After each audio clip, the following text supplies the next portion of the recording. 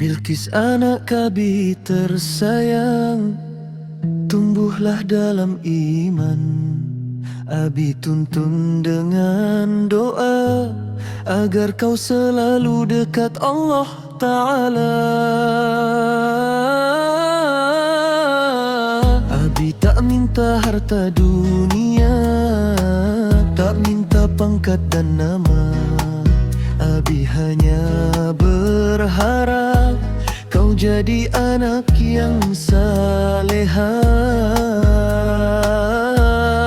Ya Allah, jaga Bilqis, lembutkan hatinya selalu.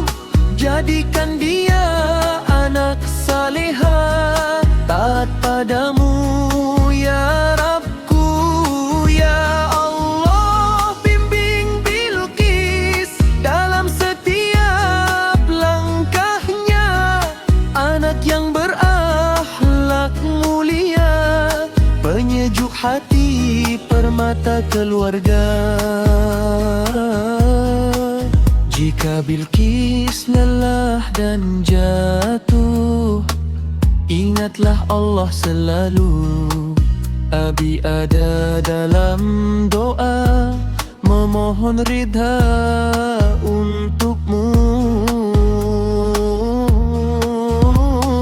Bilqis, dengarlah doa Abi, siang malam selalu terucap.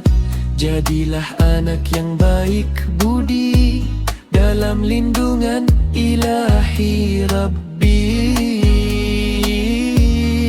Allah, jaga Bilqis, lembutkan hatinya selalu.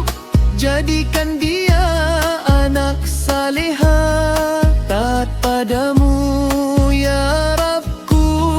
Ya Allah, bimbing Bilqis dalam setiap langkahnya.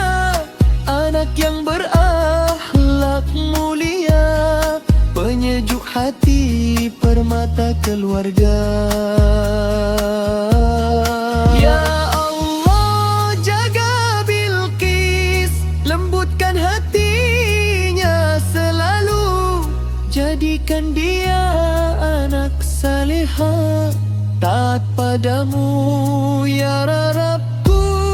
Ya Allah, bimbing Bilqis dalam setiap langkahnya.